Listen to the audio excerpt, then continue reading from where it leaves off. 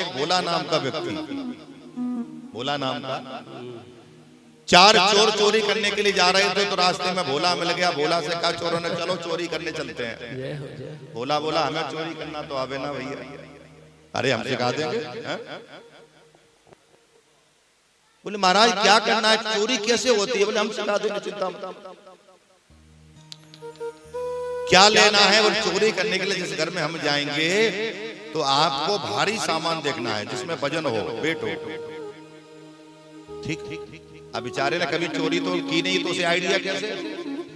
चोर लोग कोई सोना चांदी देखने लगा, कोई तिजोरी में पैसा देखने लगा।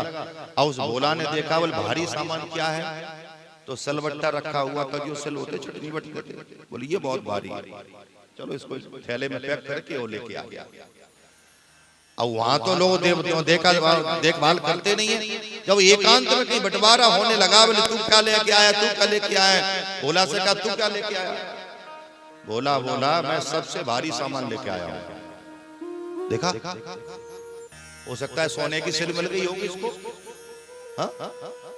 जब दिखाया तो वो पत्थर था और ये तो अरे राम राम तूने एक रात बेकार कर दी। देख बोला मैं तुझे बताऊं, कल अगले घर में चोर किसी के सेठ साहूकार के घर में चोरी करने के लिए जाएंगे ना तो बजने वाला सामान लेना, बजने वाला।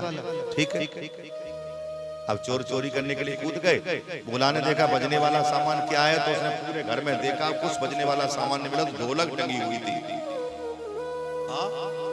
और ढोलक में जैसे हाथ मारा तो ये बजे गले में लटका। चोरों ने कहा तू क्या लेके आया? उनमें बजने वाला सामान लेके आया हूं। क्या लेके आया? उसने ताली से मार दी। अरे ये ढोलक लेके आया है। अरे राम राम तो 2 रात खराब कर दी। आज सुन, अच्छा चोरों ने कहा इसको पता नहीं है बेचारे को। अच्छा सुन बोला अब तीसरे घर, अब 2 दिन बेकार निकल चुके हैं, अब तीसरे दिन की बारी है। जिस घर में चोरी करने के लिए जाएंगे तो सोना चांदी चुराना, पैसा लेना, रुपया लेना। ठीक।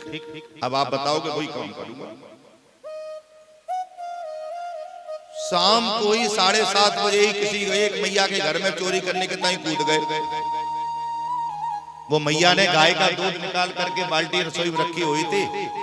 अब बोलो भैया 2 दिन है गए, भूख लगी हुई है, कुछ खाओ। पहले पेट पूजा तब काम दूजा।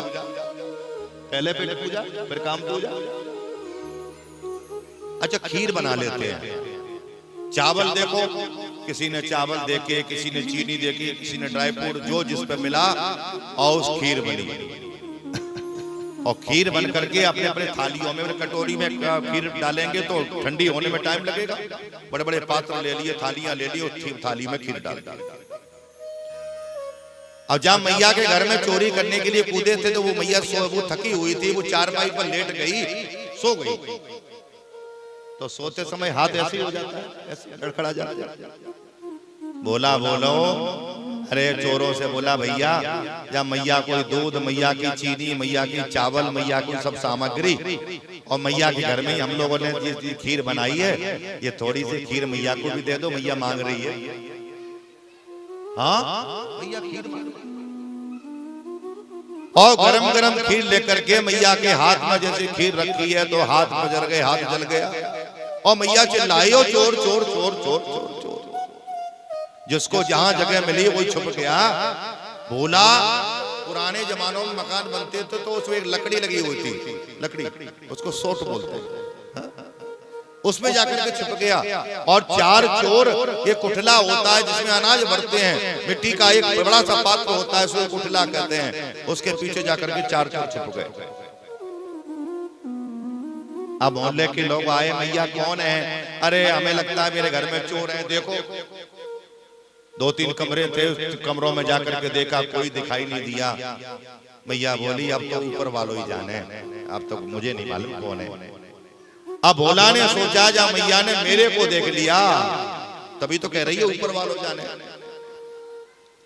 अब बोला जब मैया तो मेरी पोल खोल रही है, जब मेरा नाम ले रही है तो मैं इनकी भी पोल खोल दूंगा।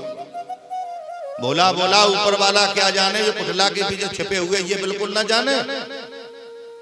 अरे यार कुठला को हटाया, उसमें चोर निकले, फिर उनके साथ में क्या हुआ आप समझ सकते हैं। बोलो राधे राधे।